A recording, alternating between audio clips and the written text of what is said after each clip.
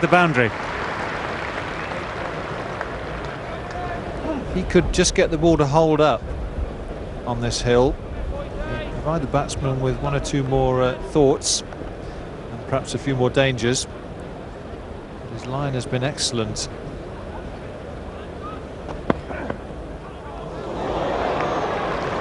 And there we go. And time for the first bowling change of the day. Not a bad time to do it. 23 minutes to 5 in the afternoon. Angus Fraser can tell his children he bowled all day until 5 o'clock, or 25 to 5 rather.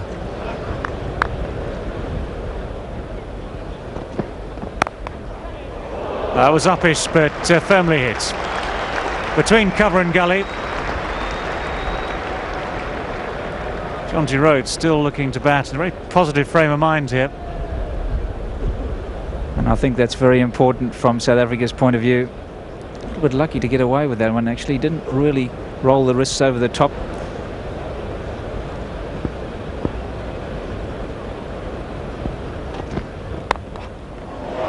That's parried, and down it goes. Michael Atherton, the man who tried to knock it up, he got a hand to it. It was flying towards him pretty quickly. That's the first blemish really on England's performance today. And this is very well bowled. You see that one going away and on a perfect length. It really flew to Michael Atherton. It did well to get his left hand to it. He thought he'd pushed it up enough, but second and third slip, unable to get around to it.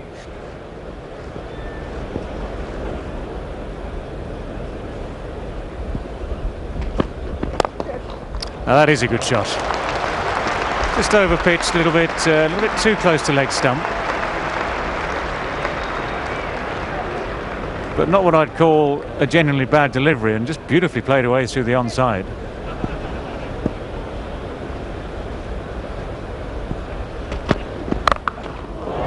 Fine shot. It's carried the ropes.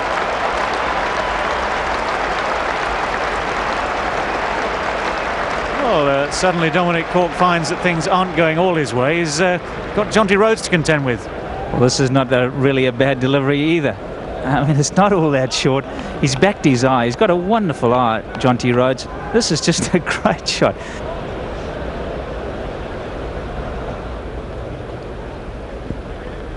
The ball. Well, it's a no ball. Celebrations in amongst the 30,000 people in the crowd. Irony there. Michael Atherton, the man at third slip, who just parried the one in the previous over. He caught this one very easily. Well, this is a sin from Dominic Cork. He's been warned a few times by umpire Sharp, and you can see he is over here. He's really just striving for that little bit extra. He's bowled the perfect delivery. It's just gone nicely away from Jonty Rhodes, carried quite comfortably, and that's a very good catch by Mike Atherton. All in vain, of course.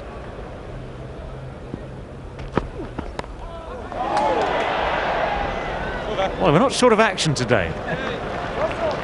This is good entertainment. It's good cricket too.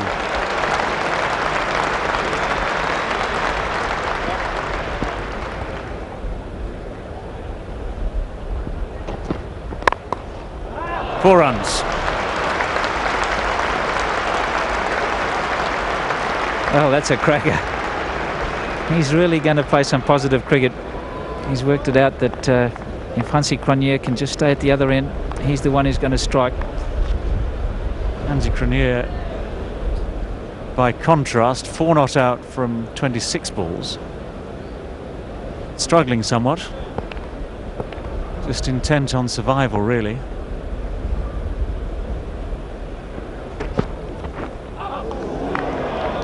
Well, still there. And again we see not really the dancing footwork, just a little shorter from Cork, just gone away. Well, he's pulled the bat away at the end, but I think we've got to give the points to the bowler there. Really is bowling well, Dominic Cork. Batsman not sure which ones to leave, which ones to play. The odd ball he's making come back off the seam, the odd one that's going straight on, not swinging away, and that just compounds it all for the batsman.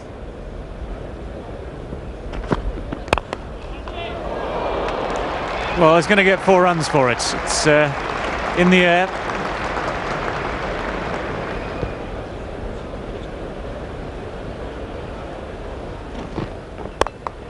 That's 4. Well, it's respite for Hansie Cronje. It was wide, it was there to be hit. He didn't hold back, he intentionally put it over the field.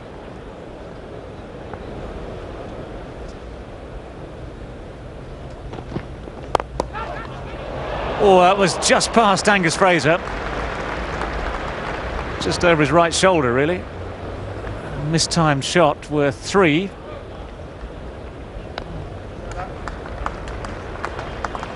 Well, Dean Headley, I don't know, I can maybe call himself a little bit unlucky.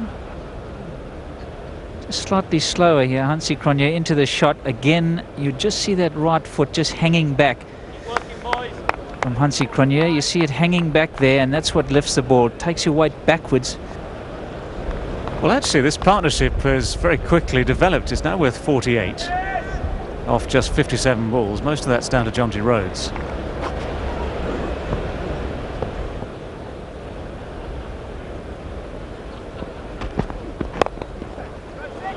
Turned away,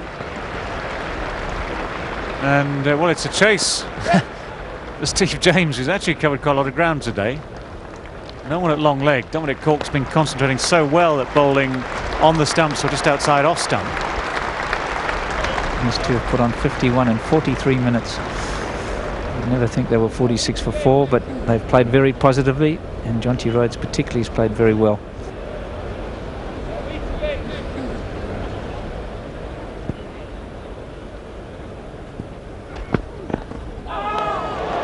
No, it's an absolute peach of a delivery, though. It was nearly number 5. I don't reckon he could have played that even if you told him he was going to bowl it.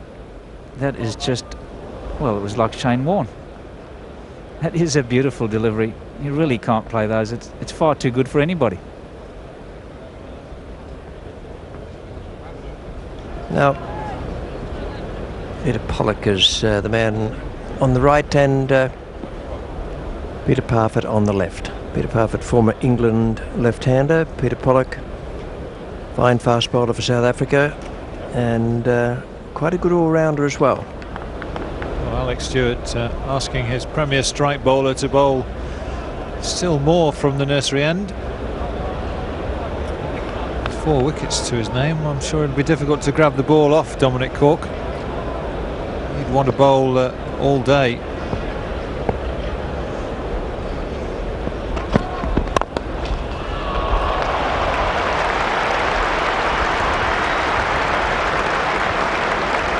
Nice answer from Hansie Cronje. Cronje is 23 now, Rhodes 32. Cronje has accelerated just in the last quarter of an hour.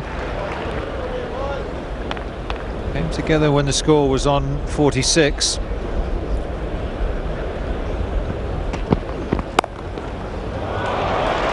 It's an even better shot. Fine cover drive early in the over, and then a perfectly played back cut, I suppose, was more powerful than that. Might have been a square cut that just was on him a little bit too quickly. Well, these are the sorts of shots you expect to see when your side has not lost any wickets, or perhaps just one, and the side is full of confidence.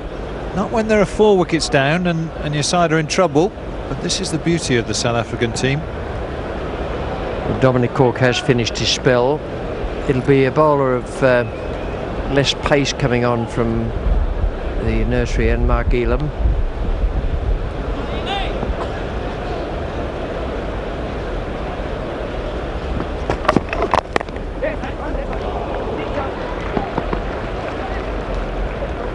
Always runs available when there's no third man in. Both these batsmen good runners between the wickets. Rhodes we know about. Cronje is also no slouch.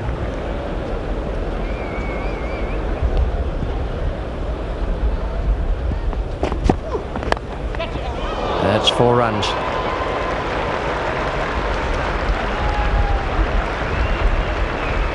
Just the faintest of perhaps a tickle, perhaps it was off the middle, and an authentic leg glance. Well, the problem that swing bowlers have, if it doesn't swing, he's angled it to swing back towards the slips. This has just gone straight on. Jonty Rhodes just getting a conventional little tickle down the leg side, and fine leg is very square because of Mark Elam's lack of pace.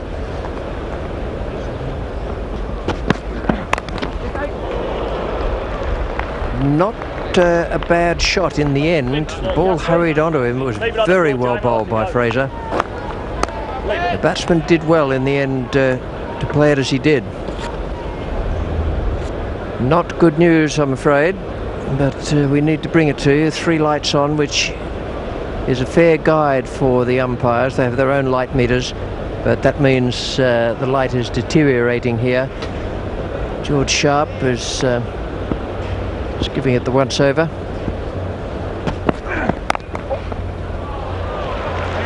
That ball will slow up. That's the very wet area of the ground.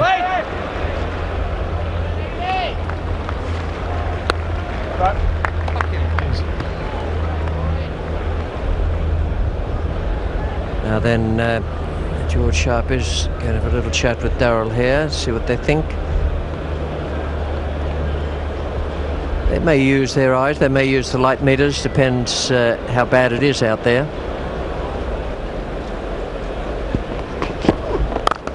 That's a beautiful stroke.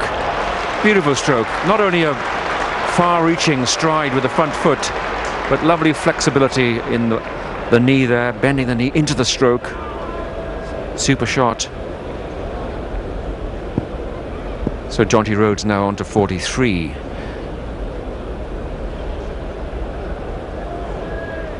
Of course, Mark Elam is just straining to get some swing here. He's trying to pitch the ball well up, risking the half volley.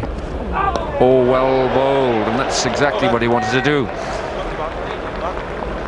A few appeals around the ground. Jonty Rhodes is still there.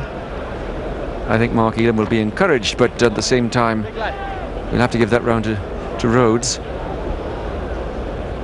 Well, this is a beautiful delivery. Just in the ideal spot, getting Jonty Rhodes to come forward, and then it just zipping off the seam and beating the outside edge. All runs there, and there's no third man, so that'll race away. Although it's a wet outfield, it's there already. That's 4 runs to Jonty Rhodes.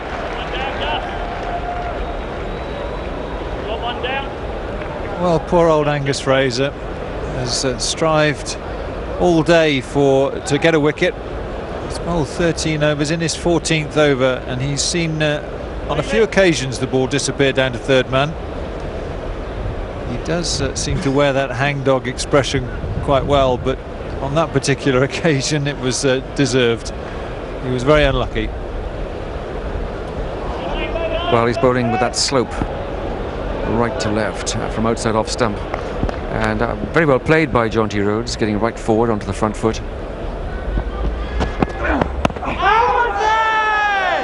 Well, the appeal there came from second slip.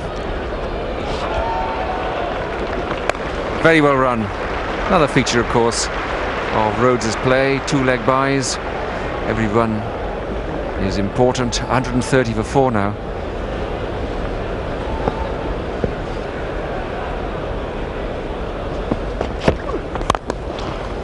Beautifully placed. That was a long half volley. There's a delicate thump of the bat. Not much movement at all from Hansie Cronje, but his timing. It sounded a good piece of wood out there too. One more run added before play ceased for the day. 135 for 4 at the close. Men out, Barker 22, Kirsten 4, Callis Norton, Cullinan 16. And then that face-saving partnership between the skipper Hansie Cronje and Jonty Rhodes, 38 and 47 respectively. And the bowling figures, Fraser none for 38 and unlucky, Headley none for 24. Thought he was a bit short today. And Elam no wicket for 17 from 3 overs. Dominic Cork 14 overs, 3 maidens and 4 for 53.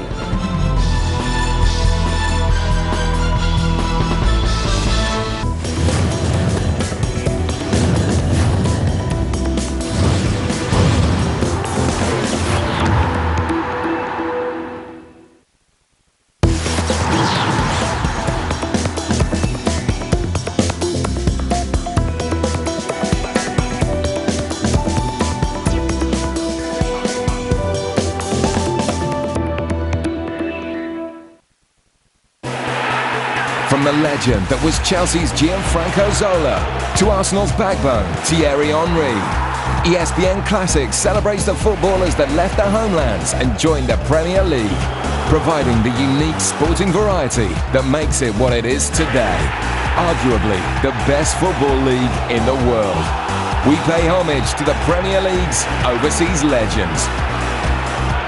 Every night this week at 19:55 on ESPN Classic.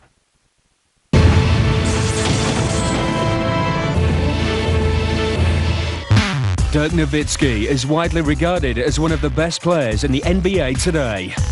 In 2007, he became the first European-born player in NBA history to receive the league's Most Valuable Player award.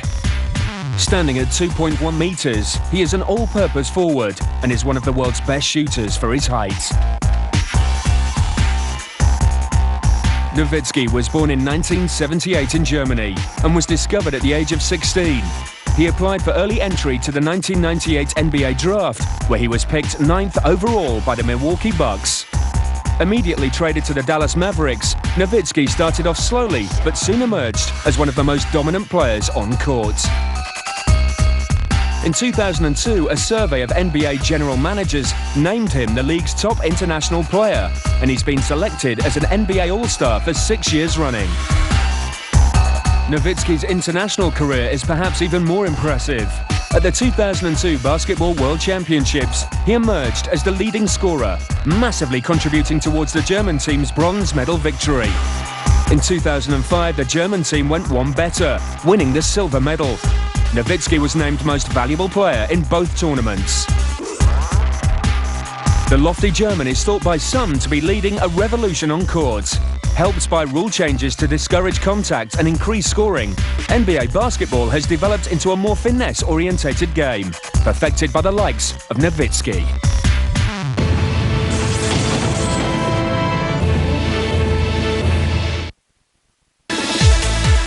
Can't wait for the Chelsea-Liverpool game on October 4th. Here at ESPN Classic, we want to give you the full picture around the live event, so you can enjoy those unforgettable moments from the past. We call it Around Live. Don't miss our classic Chelsea-Liverpool clashes.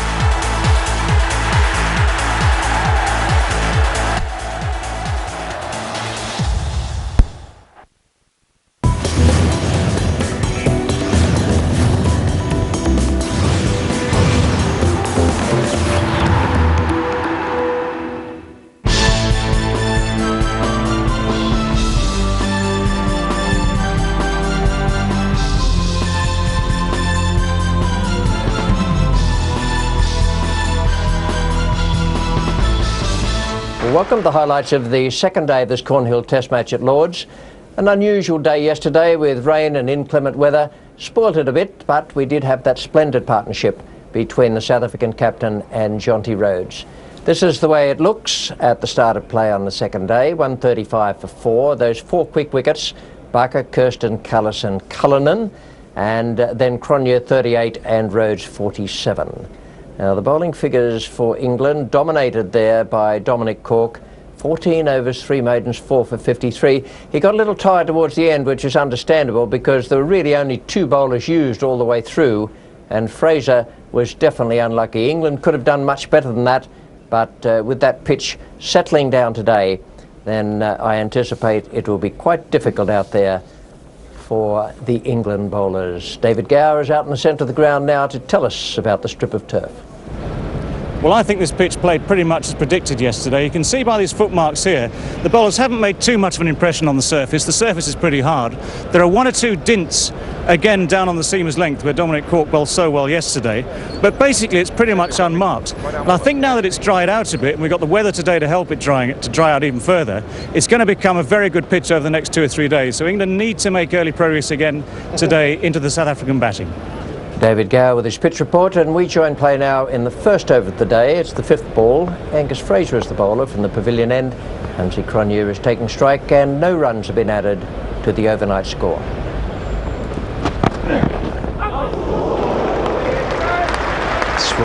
He did that a number of times yesterday too. This is a beautiful delivery. First couple a bit short. Hansie Cronje on the back foot, and look at the footwork there. Really in not a good position, and that's a very good delivery from Angus Fraser. Just watch the footwork there.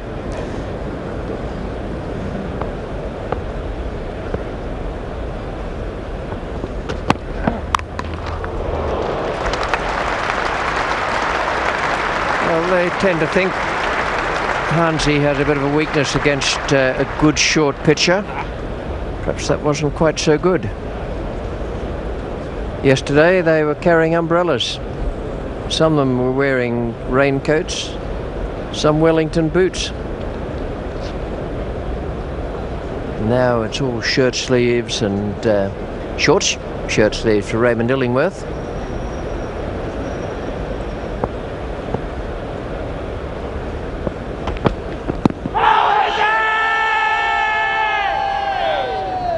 Long way forward, and worth a shout. That's the one that doesn't go away. Hansie Cronje, long way forward here. It's probably hit him in line and hit him on the way up. That would have certainly gone well over the stumps. Enthusiastic appeal, but that's all it was. It's well bowled. He drew him into the shot, and Rhodes couldn't stop himself then. Very good bowling. He's made him play two. They've been pretty straight. Now you just see this one a little wider, and that's very good thinking and very good bowling from Angus Fraser.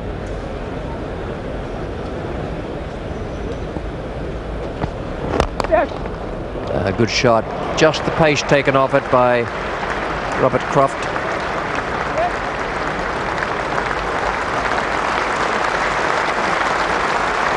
Half century for Jonty Rhodes. And that is a very good innings. Came in and attacked where defence might have been on the score sheet for a lot of people. It's that partnership between Jonty Rhodes and Hansie Cronje.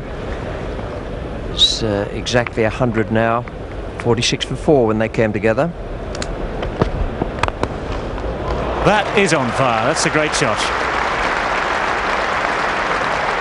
Half volley. That's 50 runs for Hansie Cronje. And a nice solid way to get there.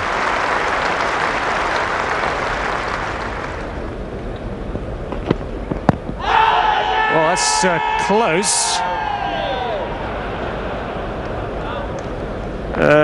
Strange decision from Hansie Cronje, whose heart must have been in his mouth as the appeal went up. Well, I think he's completely lost it here, because he's playing no shot, and probably George Sharp saying it's going down the leg side, but he then started to set off for a single or a leg by. So obviously if you don't play a shot you can't take. So just for a moment Hansie Cronje perhaps just wrapped up in reaching a significant milestone in getting to his 50. Well, Lord's is certainly a picture today. Another full house. That means there are around about 30,000 people here today enjoying the sunshine. A very different day to yesterday that was so grey and unpleasant, but also different today is the cricket. Well, that's not far away. It's going to run down to the fine leg boundary for 4, but it's come through off the inside edge.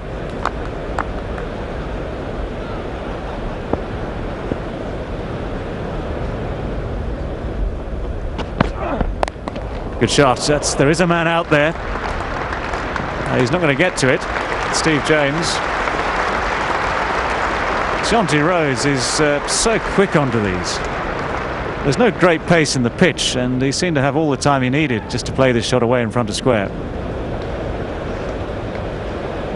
Dean Headley is coming on now, and he's bowling from the nursery end.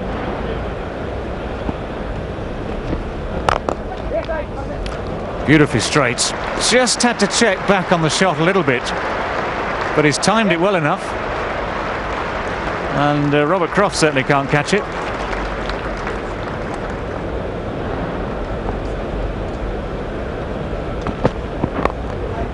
That's 4 runs. That's misdirected by Dominic Cork, and his man on the leg side boundary is much squarer.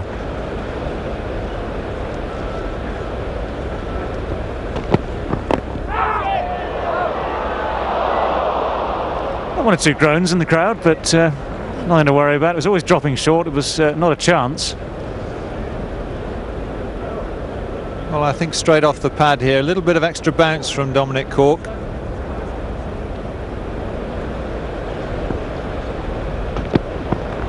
Beautifully bowled. Beautifully bowled. There is a considerable slope out there, and Hansie Cronje, who's played well, has been quick onto the front foot, and here Rhodes is just on the inside. You sort of expect the ball to come into you all the time, but in fact that went straight on. This is not very good bowling from Dean Headley. Just strained down the leg side. Well, that was terrific running, Barry, wasn't it? These two have a real good understanding. They've played South African schools together. They've played a lot of cricket together, obviously, over the years.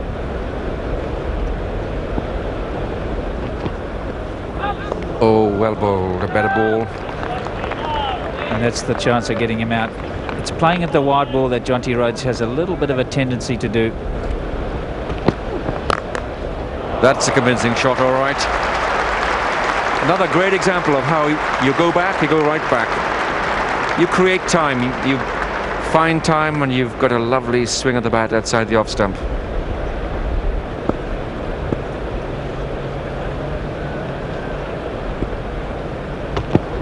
That was a big shot for LBW, but it's also a big stride down the pitch by Jonty Rhodes.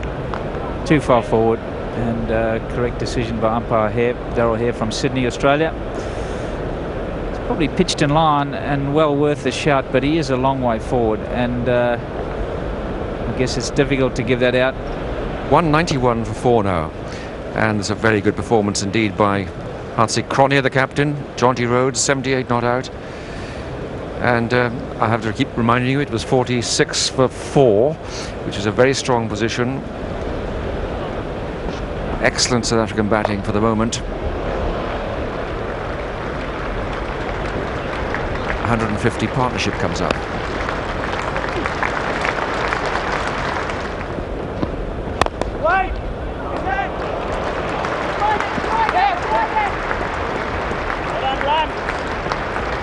That's good fielding all round there.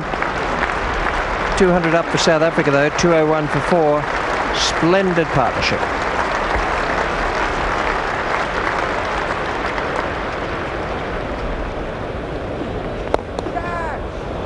It's a fine shot.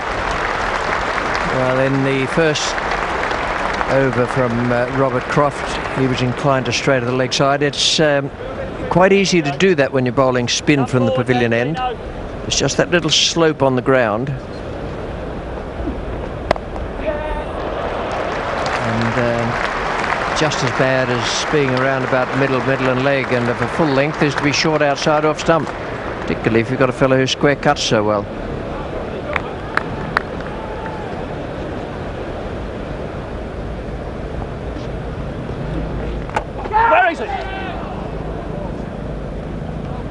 Not the most convincing of shots that from Jonty Rhodes. Perhaps even a top edge that has gone up and hit him on the chin. I think he decided almost premeditatedly to play that shot, certainly a top edge.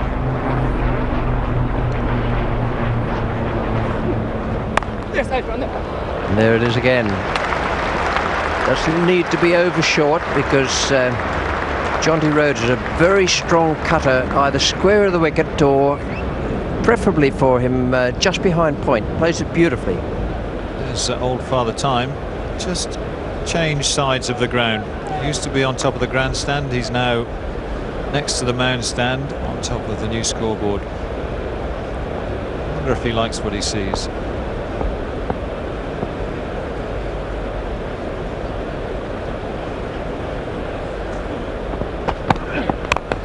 Good shot for 4. Yes, there's plenty there yesterday for the bowlers, and they made best use of it. And now Mark Elam has his first chance of the day with the ball from the pavilion end. 3 overs last night, none for 17. Well, this is a very bold move by England captain Alex Stewart.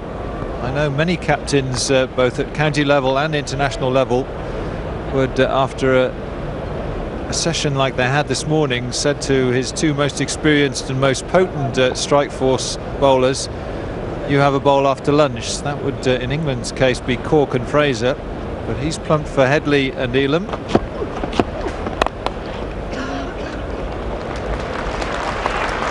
Good work from Ramprakash, but Hansie Cronje is still not quite timing this ball consistently. He's hit it fairly hard into the ground, and it looked a reasonable shot, but he's just about 5–10% off.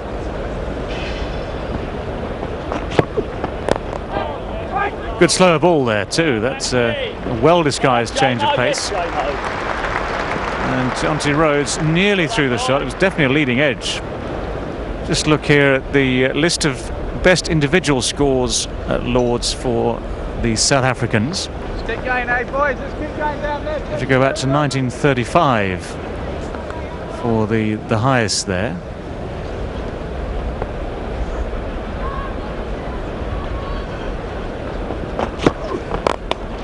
That's out. That's the breakthrough that they needed.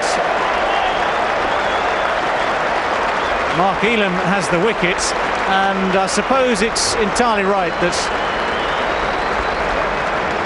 Hansie Cronje gets out in that way. He's been mistiming the ball. He's struggled his way through, made a good 81, but he just leant back a bit on that. Hit it hard, but straight at the fielder, Mark Ramprakash. And that's just what England needed at this stage. Late in the day, it seems, but they've got the wicket. Well, full credit to Alex Stewart here.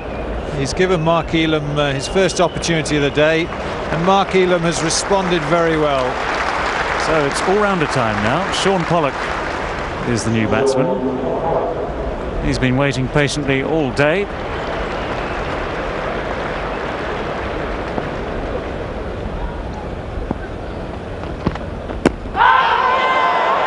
Well, that's given George Sharp plenty to think about.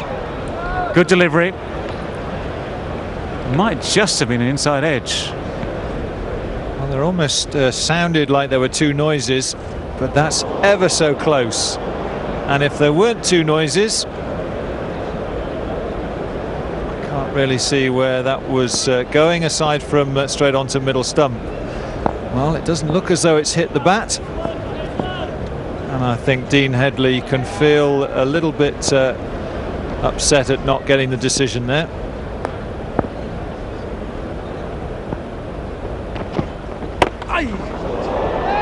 Well, that's, I think, come clanging off the helmet. Yep, signal leg buys. And considering that ball has gone 20–30 yards out to mid-wicket, gives you a clue as to how hard that's hit the helmet.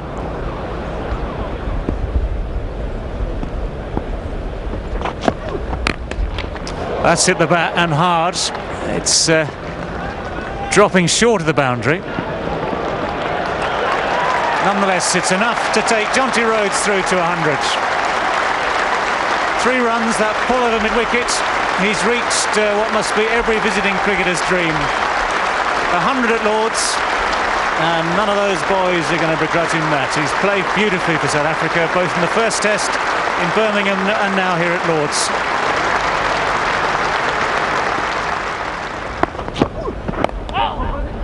That's going to be 4 runs. Sean Pollock off the mark. A wonderful knock by Jonty Rhodes. His job's not over yet. South Africa not quite out the woods. They'll be a lot happier than they were when they were 46 for 4, but Hansie Cronje and now Jonty Rhodes have done a wonderful job. Oh, that'll be very close. The feet jammed together on the crease there.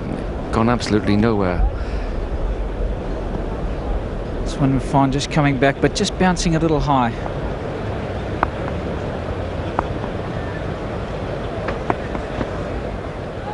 Well bowled, and that's a beautiful line. Excellent line. No progress made onto the front foot. Well, just from the naked eye, I don't think there's a better ball being bowled all day than this one. And this is just a perfect delivery.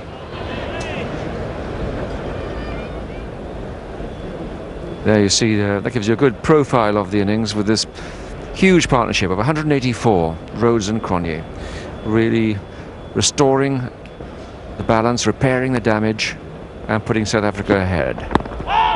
Big shout for LBW, and certainly Jonty Rhodes moved across in front of his stumps there. 250's up.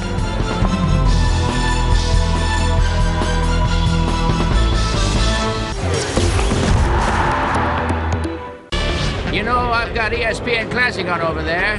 What, really? Well, you want to be bloody careful then, surely. Come on, you always love seeing yourself on TV. I'll tell you what, they don't make drivers like me anymore. Oh, yeah, I know. You're looking good, by the way. I'm feeling well. Yeah, I'm feeling very well. You really are. Tune in to ESPN Classic and catch up with the greats of the motorsports world.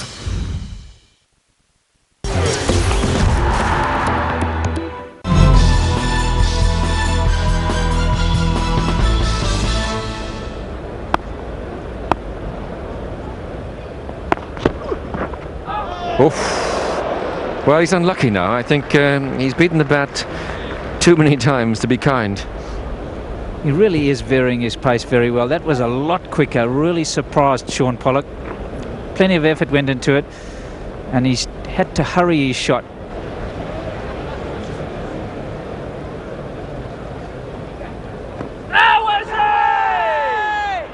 Well, this is the frustration for spin bowlers. If that was a seam bowler, that would be regarded as being very close. Just gone back up the hill fractionally, struck the pad.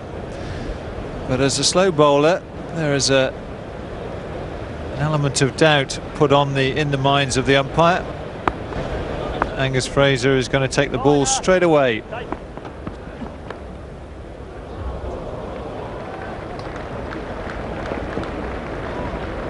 Off the pad, but it goes onto the total.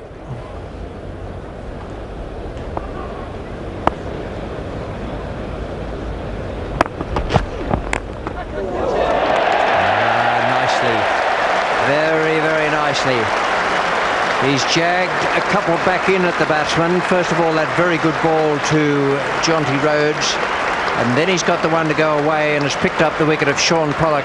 Nasser Hussain took the catch, and it was a good sharp one too. But that is splendid bowling, and it's a 5-wicket haul for Dominic Cork once again. And Shaun Pollock just looking to play this on the onside, closing the face of the bat, and a nicely taken catch there by Nasser Hussain.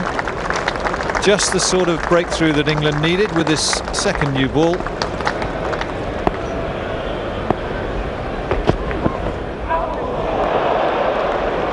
Mark Boucher,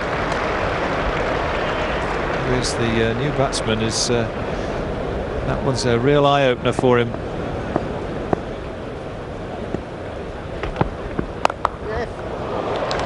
That's very well played. Dash way for Boucher to get off the mark.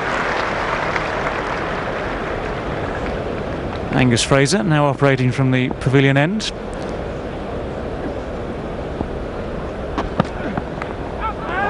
Well, it's through Jonty Rhodes. It's the inside edge.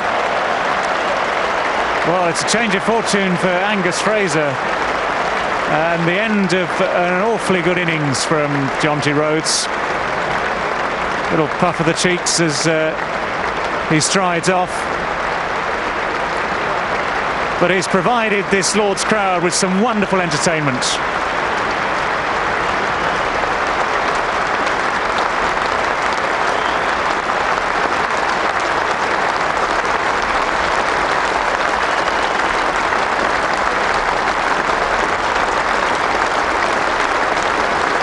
Fully deserving the standing ovation.